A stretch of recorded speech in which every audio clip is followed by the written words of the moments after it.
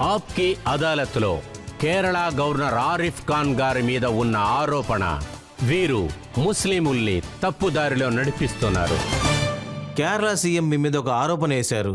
ఆయన ఏమన్నారంటే, governor sir, RSS ఆయుధంలాగా పనిచేస్తున్నాడు, ఒక టూల్ లాగా పనిచేస్తున్నాడు, ప్రతిరోజు ముస్లింస్ని వేరే దారి పట్టిస్తున్నాడు. నన్ను ఏం చెప్పమంటారు? నేను ధర్మశాస్త్రం యొక్క స్టూడెంట్గా ఉండేవాడిని, విద్వాన్ని కాదు, విద్యార్థిగా ఉండేవాడిని. నాకు తెలుసుకోవాలంటే చాలా ఇష్టం. సమయం దొరికేటప్పుడంతా ఇప్పుడు చదువుకుంటూ ఉంటాను. అంతేకాకుండా నేను ఏది చదువుతున్నానో అది మిగతా వాళ్ళతో షేర్ చేసుకుంటూ ఉంటాను. సమస్యలు ఏదైనా వస్తే దానికి సంబంధించిన అడ్వైస్ ఇవ్వడానికి ప్రయత్నిస్తాను. కానీ ఇది చెప్పేది ఎవరు? చెప్పేవాళ్ళు ధర్మశాస్త్రాన్ని నమ్మేదే లేదు. నేను మిస్లీడ్ చేస్తున్నానని ఆయన చెప్తున్నాను. కమ్యూనిస్ట్. ఏమైనా సమస్య ఉండొచ్చు, ఆయన కమ్యూనిస్ట్ కూడా ఉండొచ్చు. ఆయనకి సమస్య ఏంటి? 1990 వరకు ఆయన అన్ని మేనిఫెస్టోలోనూ యూనిఫామ్ సివిల్ కోడ్ని ఆయన సపోర్ట్ చేశారు. 1986లో ఎప్పుడైతే నేను గవర్నమెంట్ నుంచి రిజైన్ చేశానో ఈ విషయంగా, అప్పుడు ఎక్కువగా నాకు సపోర్ట్ వచ్చింది ఏంటంటే బీజేపీ వాళ్ళు. అప్పుడు చూశారంటే 2 మెంబర్సే ఉండేవారు. నాకు సపోర్ట్ దొరికిందే లెఫ్ట్ పార్టీ నుంచే. కానీ ఆ సమయంలో నాకు వోకల్ వాయిస్ ఉండుంటే, ఆ సమయంలో నాకు ఎవరు సపోర్ట్ చేశారో అది ఎవరంటే ఈఎంఎస్ నంబూదిరి గారే. ఇవాళ కమ్యూనిస్ట్ పార్టీ వచ్చి తలకిందలుగా మారిపోయింది. వాళ్ళు యూసీసీని మాత్రం ఎదిరించలేదు, వాళ్ళు ముక్తలాక్ని అమలు చేయటం వలన 95% ఇబ్బంది తగ్గిందని చెప్పాం కదా. దాని గురించి కూడా ఒక 6 నెలల క్రితం ఇది అవసరమని అడుగుతున్నారు. ఎందుకు చేస్తున్నారు? నిజం ఏంటంటే యాక్చువల్లీ అక్కడ ధర్మం అనే పేరులో ఒక పార్టీ జరుగుతుంది. ఆ పార్టీ చెప్పడానికి ఇష్టం లేదు. వాళ్లే దేశాన్ని విడదీయాలని ఆశపడ్డారు. వీళ్ళ అసెస్మెంట్ ఏంటంటే వాళ్ళ పార్టీ బలహీనంగా అయిపోతుంది.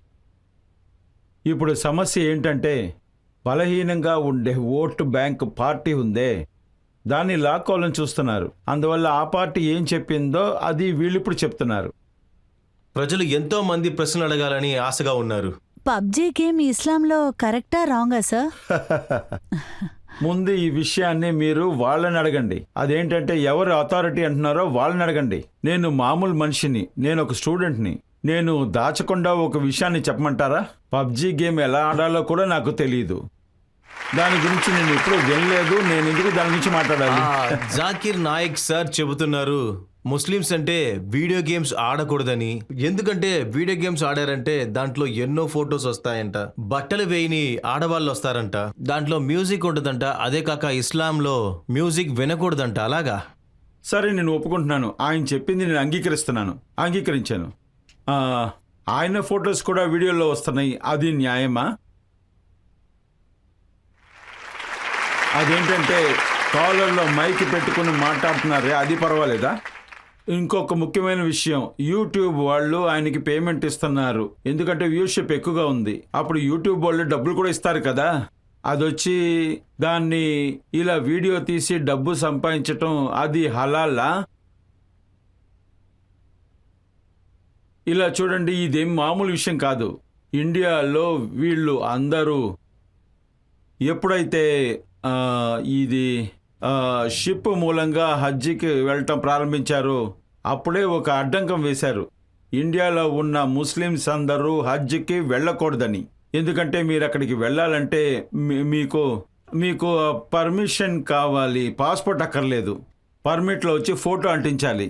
అందువల్ల ఫోటో తీయడం అనేది ఇస్లాంకి విరోధమైనది. అందువల్ల మీరు హజ్జీకే వెళ్ళకూడదని చెప్పేశారు. అదేంటంటే ఇది కంటిన్యూగా చెప్తూనే ఉన్నారు. కానీ నేను ఇక్కడ ఎవరి పేరు చెప్పడానికి ఇష్టపడలేదు. కానీ మీరు కొంచెం టీవీలో జరిగే వేరే వేరే డిబేట్ని చూడండి. టీవీలో వచ్చే యాంకర్లు ఉంటారే, చాలా అట్రాక్టివ్గా ఉంటారు. అందమైన అమ్మాయిలు వస్తారు. దాంతో ఇదంతా ఎవరైతే తప్పంటారో వీళ్ళు వాళ్ళతో కూర్చొని డిస్కస్ చేస్తారు. అది కూడా టీవీ స్క్రీన్లో కూర్చొని. ఇది పర్వాలేదా? న్యాయమా?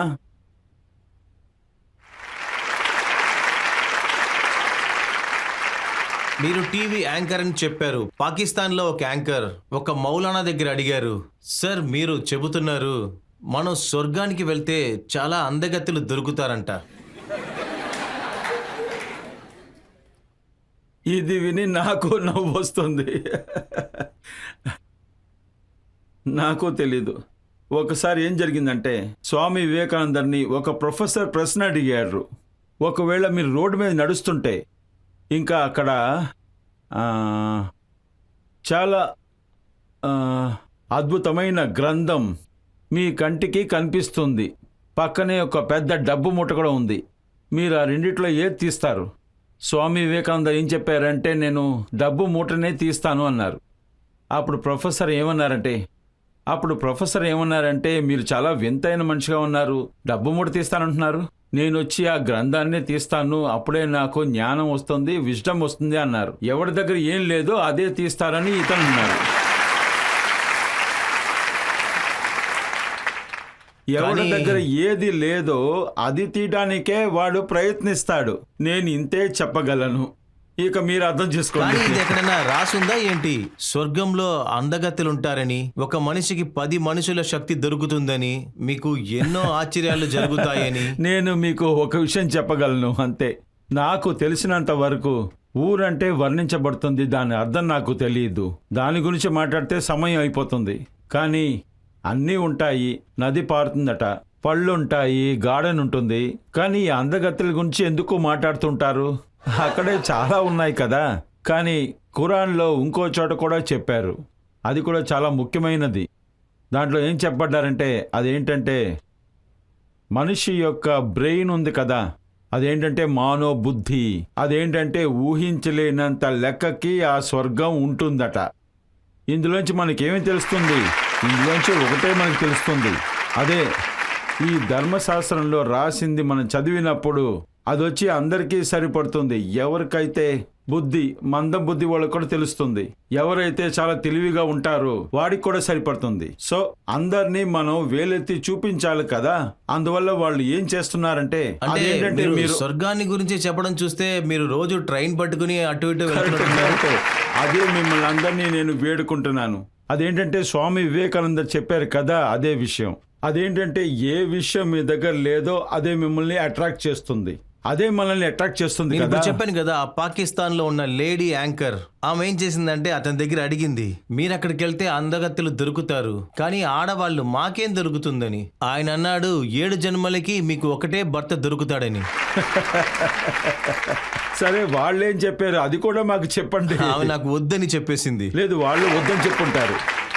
స్వర్గానికి వెళ్ళి కూడా అదే మొగుడు కావాలంటే నేనెందుకు స్వర్గానికి వెళ్ళాలి? అదే నేను చెప్తున్నాను. ఇంకా అక్కడికి వెళ్ళి కూడా ఏం ప్రయోజనం? ఇది నేను చెప్పలేదు, వాళ్ళు చెప్పారు. సార్ ఇస్లాంలో వడ్డీ తీసుకోవడం తప్పా సార్? ఖురాన్ దానికి అంగీకరించదా? ఇంట్రెస్ట్ తీసుకునేది దాన్నే వడ్డీ అని అంటారు. కరెక్ట్. నేను ఇంట్రెస్ట్ని ఎదిరించి నేను కఠినమైన పదాలని వాడాను కూడా. కానీ అదేంటంటే మిస్టర్ షేక్ అబ్దుల్ హూర్ ఉన్నారు, ఆయన చాలా పెద్ద స్కాలర్. ఆయన కూడా మన ఇండియాలోనే జీవించారు. ఆయన్ని చదివేటప్పుడే నాకు తెలిసింది అదేంటే ఇంట్రెస్ట్, ఏ వడ్డీనైతే ఆయన ఆలోచనలేంటి. నాకని ఎలాంటి అభిప్రాయం లేదు, ఎందుకంటే నేను ఒక స్టూడెంట్నే. నేను అన్ని పుస్తకాలని చదివి అందులో తెలుసుకుంటున్నాను, దాని లాభం తీసుకుంటున్నాను. అందుకని షేక్ మొహమ్మద్ అబ్దు కూడా ఇదే చెప్తున్నారు. ఆ తర్వాత సయ్యద్ అహ్మద్ కూడా ఇదే చెప్తున్నారు. ఆ వడ్డీ ఇండియాలో కూడా నడుస్తూ ఉందట, అదే గవర్నమెంట్ బ్యాన్ చేసింది. దాన్నే అంటారు చక్రవడ్డీ అని చెప్తారు. అది ఆ కాలం వడ్డీ అంటారు. ఆ కాలంలో బ్యాంకులు లేవు, ఆ కాలంలో వేరే ఇన్స్టిట్యూషన్స్ అంతా ఏమీ లేవు.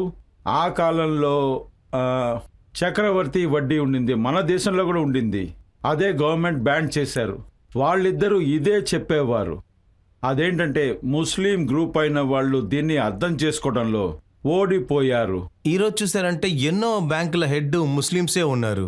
అవును, ఎన్నో ముస్లింస్ కి మధ్యలో బ్యాంకుని వదిలేయండి, ఇండియాలో ఉన్న ముస్లిమ్స్ మొత్తం ముస్లిమ్స్ అందరూ వాళ్ళు ఇక్కడి నుంచి వెళ్ళి కదా పాకిస్తాన్ లో జీవిస్తున్నారు. అక్కడ బ్యాంకింగ్ సిస్టమ్ ఉంది. IMFS నుంచి లోన్ తీసుకున్నారు, వరల్డ్ వడ్డీ బ్యాంక్ నుంచి కడుతున్నారు. లోన్ తీసుకున్నారు, వడ్డీ ఇస్తున్నారు. ఇన్ని విషయాలు మీరు చెప్తున్నారంటే మరి ఫత్వా అంటే ఏంటి అది కూడా చెప్పండి. దీని లిటరల్ మీనింగ్ని మనం చూసాము అంటే అదేంటంటే మీ యొక్క ఏదో ఒక చట్టం సంబంధించిన, ఇక్కడ చాలా చట్టాలు ఉన్నాయి, అందరికీ అన్నీ తెలియదు. అందువల్ల ఏదో ఒక విషయం సంబంధించి మీ బుర్రలో ఉంది. అప్పుడు మీరు ఒక పెద్ద వకీల్ని చూసి మీ అభిప్రాయం అడుగుతారు. లీగల్ ఒపీనియన్, దాని లిటరల్ మీనింగే లీగల్ ఒపీనియన్. ఇందులో బాధపడాల్సిన విషయం ఏంటంటే చాలా మందికి చట్టం ఏంటో అస్సలు తెలియదు. ఫత్వా అని చెప్పి ఎవరిని కావాలంటే అదే వాళ్ళని నేను లేపేయచ్చా? అదే చెప్తున్నాను. దీని లిటరల్ మీనింగ్ ఏంటంటే ఒపీనియన్. కానీ దీన్ని వీళ్ళు ఎలా ఉపయోగిస్తున్నారు? దీన్ని కోర్టు ఆర్డర్ లాగా ఉపయోగిస్తున్నారు. ఫత్వా ఇచ్చి ఈయన్ని తరిమి కొడుతున్నారు. ఫత్వా ఇచ్చి ఈ నిక్కా చెల్లదు, ఫత్వా ఇచ్చేసాం, వీళ్ళు కలిసి ఉండకూడదు. అరే మీరేమన్నా కోర్టు నడుపుతున్నారా? మీకెవరు అధికారాన్ని ఇచ్చింది? వీళ్ళు ఒపీనియన్ ఇవ్వచ్చు. ఇదే జరుగుతుంది. కానీ ఇరుక్కున్నారంటే ఏం చెప్తారు? నేను జస్ట్ ఒపీనియన్ ఇస్తున్నాను, సర్ది చెప్తున్నాను. కానీ ఒక అమాయకుడు ఉంటాడు, వాడికి చట్టం గురించి ఏమీ తెలియదు. వాడి దగ్గరికి వెళ్ళి మీరు ఫతా అని చెప్తే వాళ్ళకి అర్థం కాదు. ఆ తర్వాత మీరు వాడిని మబ్బులో పెట్టి ఇదే ఒపీనియన్ అని మోసం చేస్తారు. వాడు మోసపోతాడు.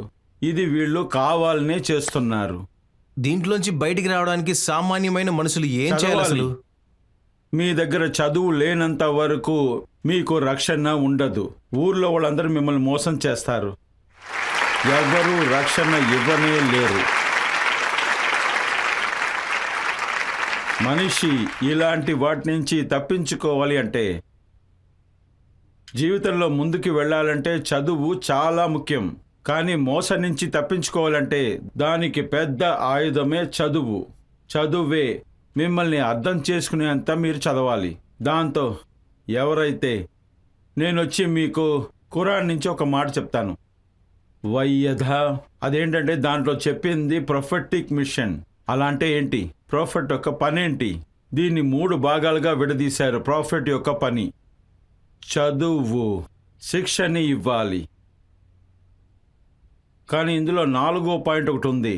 అందులో చెప్తున్నారు, అందులో ఉండేది బయదా అన్హుం ఇస్రహుం వల్ అగ్లాల్ లతీ కానత్ అలై. అందులో ప్రాఫిట్ యొక్క పని ఏంటంటే ప్రాఫిట్ కాదు, ఖురాన్ని సంబంధించి అన్ని దేశాల్లోనూ మనుషులందరిలో ప్రాఫిట్ ఉంటుంది. ఒకవేళ ఇక్కడ మనం వాళ్ళని అవతారం అని అంటున్నాం.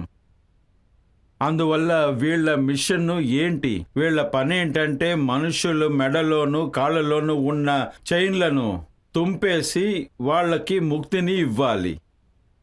ఈ ఒక విషయాన్నే నాకలా అనిపిస్తుంది. రాసింది చదివాను, అందుకే నాకు అనిపిస్తుంది. అల్లా మెహక్బాల్ చెప్పారు. అదేంటంటే దీనికి సంబంధించిన ఆయన గుర్తించి చెప్పారు. అదే నాకు గుర్తొచ్చి చెప్తున్నారు. क्यों हालिको मकलूब में कायल रहे पर्दे पीराने कलीसा को कलीसा सहदा. అదేంటంటే డైరెక్ట్ కాంటాక్ట్లో ఉండాలి పరమాత్మకి ఆత్మకి కూడా. మధ్యన వస్తున్నారు కదా, వీళ్ళని తరివి కొట్టండి. నేను చెప్పలేదు, అల్లా ఇక్బాల్ చెప్పారు. లేకపోతే నా మీద కేసేస్తారు. అల్లా ఇక్బాల్ చెప్తున్నారు, ఈ మధ్యన ఉన్న వాళ్ళని తరివి కొట్టండి, కాల్తో కొట్టండి.